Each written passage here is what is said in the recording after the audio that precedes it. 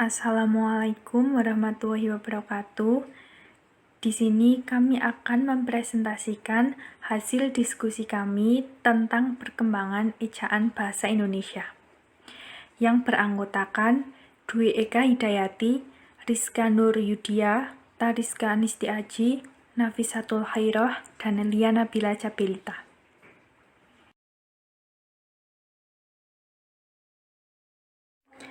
Ejaan Bahasa Indonesia.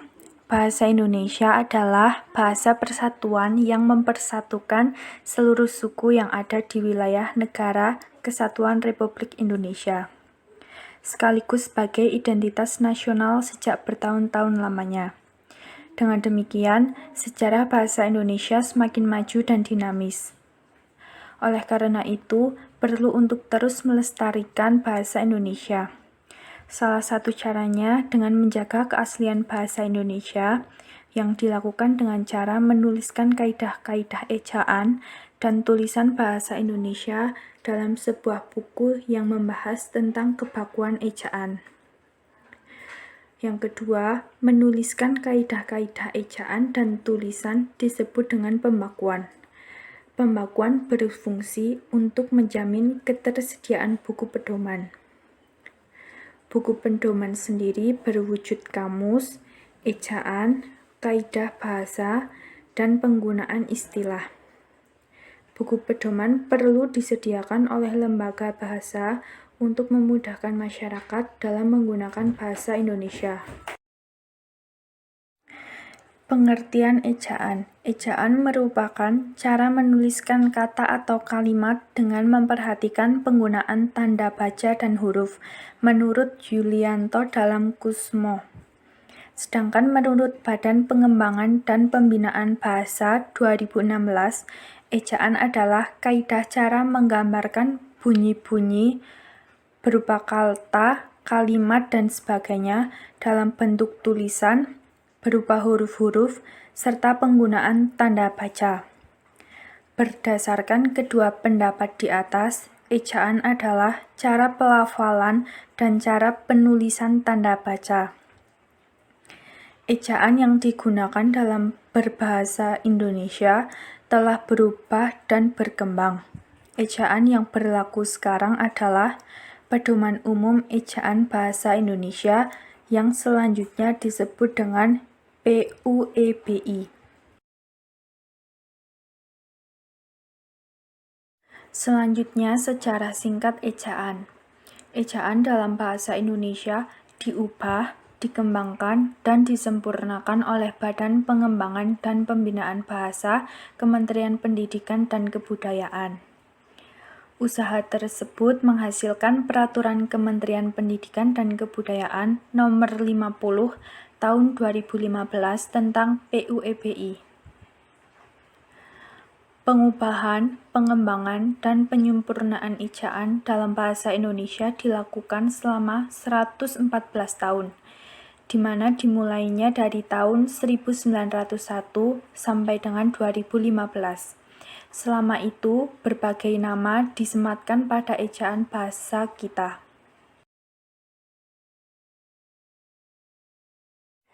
Selanjutnya, tahun-tahun penting perjalanan ejaan bahasa Indonesia. Pada tahun 1901, Van Ophusen, ejaan bahasa Melayu dengan huruf Latin sesuai rancangan CHA Van Ophusen. Pada tahun 1938, Kongres Bahasa Indonesia I, di mana diinternasionalkan sesuai keputusan dalam Kongres. Selanjutnya pada tahun 1947, Ejaan Republik. Di dalamnya sesuai dengan SK Menteri Pengajaran, Pendidikan, dan Kebudayaan tanggal 19 Maret nomor 264-BHG-A. Selanjutnya, pada tahun 1956, ada rumusan patokan baru. Di dalamnya berisikan SK Menteri Pengajaran, Pendidikan, dan Kebudayaan tanggal 19 Juli 1956 nomor 4487-S. Selanjutnya, pada tahun 1966, konsep ejaan yang disempurnakan. Di dalamnya berisikan SK Menteri Pengajaran, Pendidikan, dan Kebudayaan tanggal 19 September 1967 nomor 062/1967.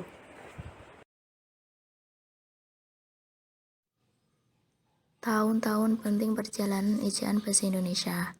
Yang pertama yaitu pada tahun 1971 yang isinya yaitu ejaan yang disempurnakan atau EYD, di mana EYD itu disahkan dengan surat keputusan Menteri Pendidikan dan Kebudayaan pada tanggal 20 Mei 1972 nomor 3/A.1/72 tentang keputusan Presiden nomor 57 tahun 1972. Kemudian pada tahun kedua yaitu tahun 1988 isinya yaitu pedoman umum EYD atau ejaan yang disempurnakan edisi 2.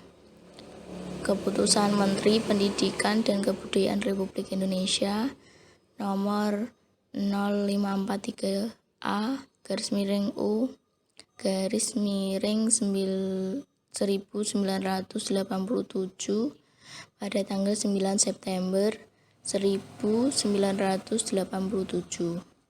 Kemudian tahun ketiga yaitu pada tahun 2009. Pada tahun 2009 ini isinya yaitu pedoman umum EYD edisi ketiga. Menurut Peraturan Menteri Pendidikan Nasional nomor 46 tahun 2009. Yang keempat yaitu tahun 2015. Isinya di sini pedoman umum bahasa Indonesia atau dikenal dengan PUEB. Pedoman umum EYD tersebut diganti dengan nama PUEB sesuai dengan keputusan Menteri Pendidikan dan Kebudayaan nomor 50 tahun 2015. Kemudian perkembangan ejaan dan ciri-cirinya. Perkembangan ejaan bahasa Indonesia dilaksanakan dalam 9 tahun penting dan dapat dikelompokkan menjadi 7 macam berdasarkan nama ejaan yang dihasilkan tersebut. Selanjutnya yaitu perkembangan ejaan dari tahun ke tahun. Yang pertama yaitu pada tahun 1901, yaitu terdapat ejaan Van Ophuijsen yang isinya terdapat 6 ciri khusus dari ejaan, yaitu penggunaan huruf I, huruf J, penggunaan huruf OE, tanda diakritis, huruf TJ, dan huruf CH. Kemudian pada tahun 1947 atau pada tahun yang kedua yang bernama ejaan Republik menurut Soewandi. Isinya yaitu terdapat ciri khusus dari ejaan yang meliputi penggunaan huruf OE, bunyi hamzah, kata ulang dengan angka 2, awalan di, kata depan di, dan penghilang tanda diakritis. Pada tahun ketiga yaitu tahun 1957. Perkembangan ejaan dari tahun ke tahun. Yang pertama yaitu pada tahun 1901, yaitu terdapat ejaan Van Ophuijsen yang isinya terdapat 6 ciri khusus dari ejaan, yaitu penggunaan huruf I, huruf C, penggunaan huruf OE, tanda diakritis, huruf TJ, dan huruf CH. Kemudian pada tahun 1947 atau pada tahun yang kedua yang bernama Ejaan Republik menurut Zoe Wandi. Isinya yaitu terdapat ciri khusus dari ejaan yang meliputi penggunaan huruf OE, bunyi hamzah, kata ulang dengan angka 2, awalan di, kata depan di, dan penghilang tanda diakritis. Pada tahun ketiga, yaitu tahun 1957, ejaan yang bernama Ejaan Pembaharuan. Isi ejaan tersebut yaitu ciri khas ejaan pembaharuan ada 4, yaitu perubahan gabungan huruf konsonan dan gabungan huruf vokal. Yang keempat pada tahun 1959 dengan nama Ejaan Melindo.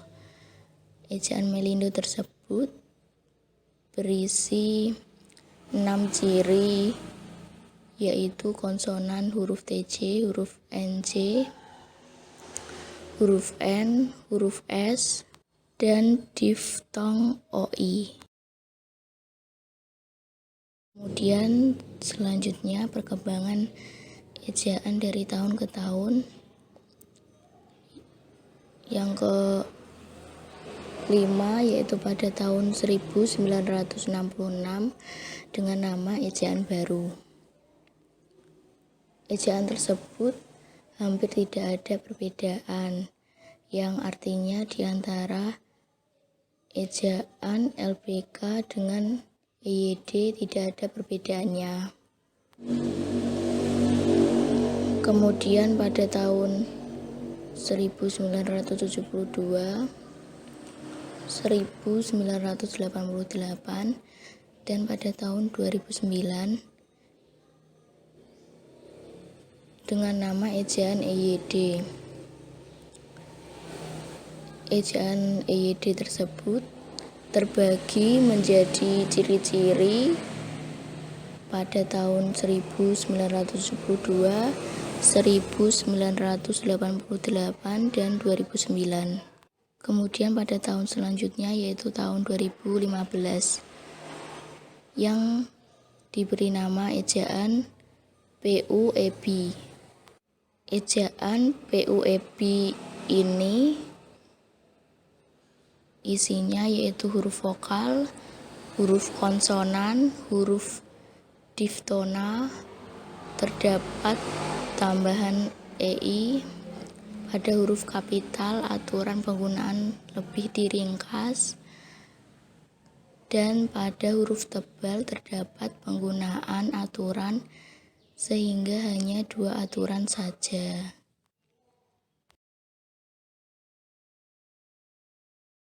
Selanjutnya adalah materi tentang perkembangan sejarah ejaan di Indonesia, yang pada saat itu pertama-tama pada tahun 1901 muncul ejaan Van Ophuijsen yang dicetuskan oleh ahli tata bahasa Melayu oleh Charles Adrian Van Ophuijsen sebagai berikut ini. Yang pertama ada huruf I untuk membedakan antara huruf I sebagai akhiran yang disuarakan tersendiri seperti diftong, misalnya untuk penulisan mulai dan ramai, dan untuk menulis Surabaya tanpa menggunakan Y. Yang kedua huruf J untuk menuliskan kata-kata misalnya jang, saja, wajang. Yang ketiga ada huruf OE untuk menuliskan kata-kata misalnya doloe yang dibaca dulu, aku yang ditulis akwe, dan sebagainya. Yang keempat ada tanda diakritis seperti koma ain dan tanda trema untuk menuliskan kata-kata makmur, Jumat, dan sebagainya. Yang kelima adalah huruf TJ yang dieja menjadi seperti jikni, yakni, cara, TC, percaya, TC. Dan yang keenam adalah huruf CH yang dieja KH seperti akhir, khusus, dan makhluk. Setelah mengalami perkembangan, kedudukan ejaan Van Ophuijsen kemudian digantikan oleh ejaan Republik yang kemudian juga disebut sebagai ejaan Swandi. Ejaan Swandi ini dicetuskan oleh Mr. Swandi pada tahun 1947 dengan ciri sebagai berikut. Yang pertama, huruf OE kemudian disederhanakan menjadi U. Misalnya Duloe yang ditulis menggunakan OE kemudian sekarang ditulis menggunakan U biasa, sehingga dibaca dulu, kemudian bunyi hamzah ditulis dengan K sehingga tidak ada lagi kata rakyat dan ta menggunakan rema tetapi menjadi rakyat dan ta. Yang ketiga ada kata ulis ditulis dengan angka 2 seperti pada anak-anak berdua-duaan kelaki-lakian. Yang keempat ada awalan di dan kata depan di keduanya ditulis serangkai dengan kata yang menyertainya. Misal di jalan ditulis serangkai, di luar, jual, diminum. Yang kelima ada penghapusan tanda diakritis Jawa atau pepet menjadi sehingga tidak ada lagi dan tulisan kenari dan keluarga, tetapi keluarga dan kehadiran yang tanpa menggunakan tanda pepet. Selanjutnya ada ejaan baru atau pembaharuan yang sebenarnya urung diresmikan, namun ejaan ini diduga menjadi pemantik awal diberlakukannya ejaan yang disempurnakan pada tahun 1972. Ejaan baru ini dicetuskan oleh Profesor Prijono dan E.K. Topo pada tahun 1957 saat menjadi panitia. Kemudian ciri-cirinya ada gabungan konsonan NG diubah menjadi N dengan simbolnya, kemudian perubahan penulisan gabungan huruf konsonan dari gabungan konsonan NG menjadi huruf N itu tersebut. Kemudian gabungan konsonan NJ diubah menjadi N dengan tanda titik di atasnya. Kemudian gabungan konsonan SJ menjadi S dengan titik tanda di atasnya. Kemudian gabungan vokal AI, AU, dan OI menjadi AY, AW, dan OY. Misalnya dalam penulisan balai, BALAI menjadi BALAY.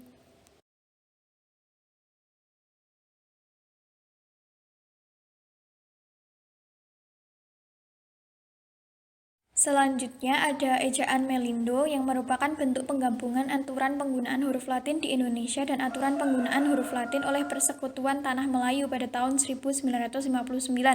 Hal ini bermula dari peristiwa Kongres Bahasa Indonesia kedua yang dilaksanakan tahun 1954 di Medan. Ciri-cirinya adalah gabungan konsonan TJ pada kata TJ ara diganti dengan CS sehingga ditulis cara, kemudian gabungan konsonan NJ pada kata NJA-NJI ditulis dengan huruf NC sehingga menjadi huruf yang baru, kemudian kata menyapu akan ditulis menapu dengan N dengan sedikit garis di bawah, dan yang keempat ada gabungan sia pada kata syair ditulis menjadi syair dengan S dengan titik di atas. Yang kelima ada gabungan NG pada kata ngopi ditulis menjadi N dengan simbolnya nopi. Dan diftong OI seperti pada kata kopoi, KOPOI ditulis menjadi KOPOY. Ejaan baru muncul pada tahun 1966. Pencetusnya yaitu Panitia Ejaan Bahasa Indonesia Departemen Pendidikan dan Kebudayaan. Menurut Erika, pada intinya hampir tidak ada perbedaan berarti di antara ejaan LBK dengan EYD, kecuali pada rincian kaidah-kaidah saja.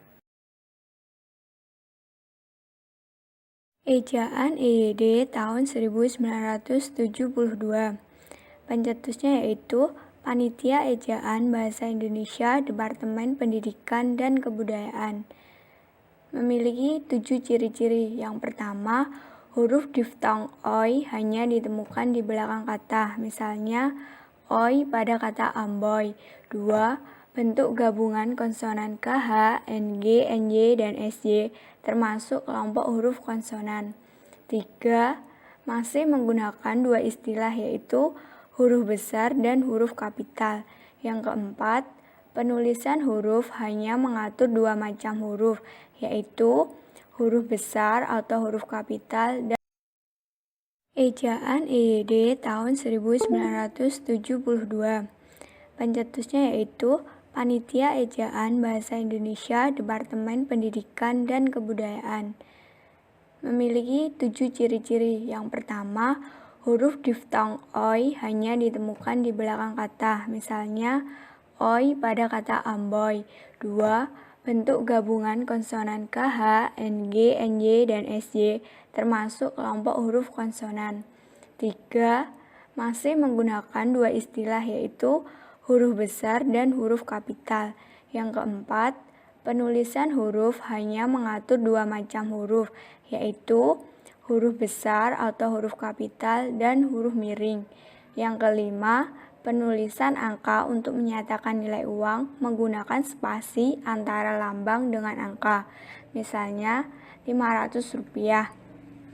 6. Tanda petik dibedakan istilah dan penggunaannya menjadi dua, yaitu tanda petik ganda dan tanda petik tunggal. Dan yang ketujuh, tanda ulang berupa angka 2 biasa dalam tulisan cepat dan notula. Contoh 22. Ejaan EYD tahun 1988. Pencetus yaitu Panitia Ejaan Bahasa Indonesia, Departemen Pendidikan dan Kebudayaan. Memiliki 5 ciri-ciri. Yang pertama, penggunaan huruf kapital dalam ungkapan yang berhubungan dengan nama Tuhan terdapat catatan tambahan, yaitu 1. Bila terdiri dari kata dasar, maka tulisan disambung. Misalnya, Tuhan yang Maha Kuasa. 2.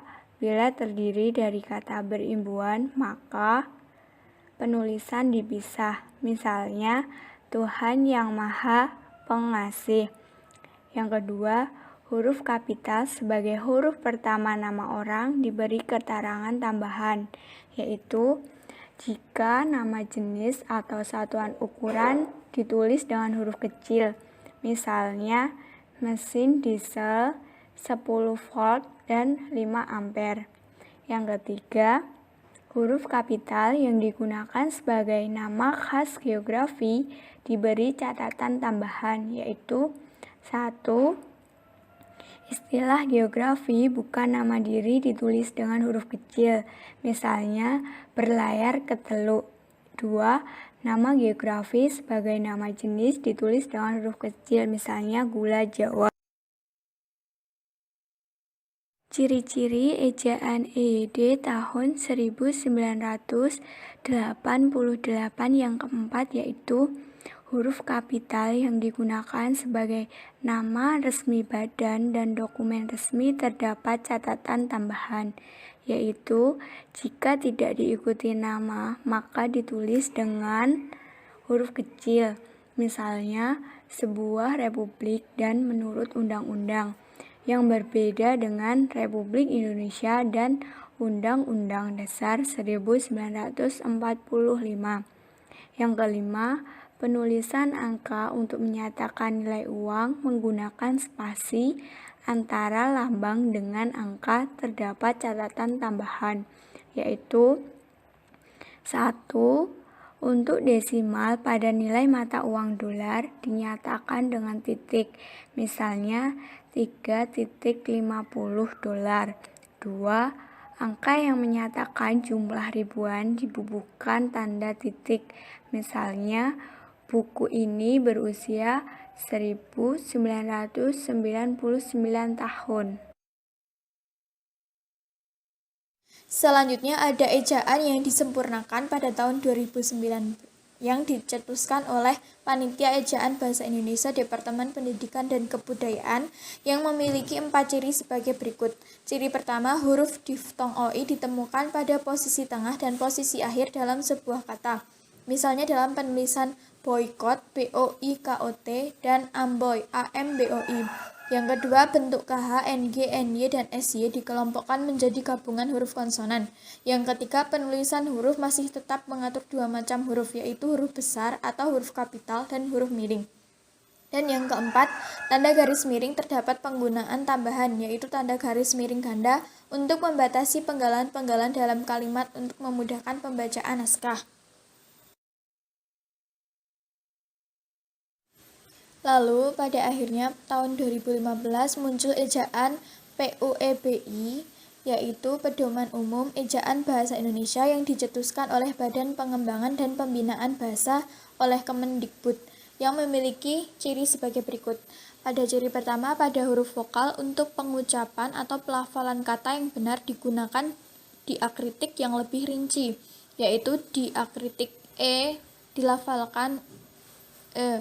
Misalnya anak-anak bermain di teras, diakritik E dilafalkan, misalnya kami menonton film seri, diakritik E dilafalkan, misalnya pertandingan itu berakhir secara seri dan seri. Pada huruf konsonan terdapat catatan penggunaan huruf Q dan X yang lebih rinci, yaitu huruf Q dan X khusus digunakan untuk nama diri dan keperluan ilmu, dan huruf X pada posisi awal kata diucapkan. Yang ketiga, pada huruf diftong terdapat tambahan, yaitu diftong EI, misalnya pada kata eigenom, geyser, dan survei, SURVEI. Selanjutnya, ciri ejaan PUEBI yang keempat, pada huruf kapital aturan penggunaan lebih diringkas. Pada PUEYD terdapat 16 aturan, sedangkan pada PUEBI terdapat 13 aturan dengan disertai catatan.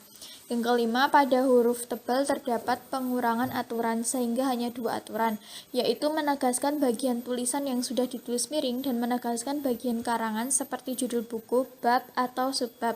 Perbedaan lebih ciri antara PUEYD dan PUBI telah diteliti oleh Mahmudah.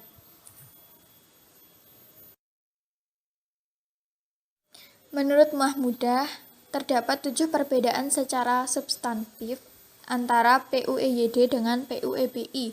Yang pertama ada pemakaian huruf, yang kedua ada kata depan, pemakaian si dan sang, ada partikel, singkatan dan akronim, angka, bilangan, dan kata ganti ku, kau, ku, mu, dan nya.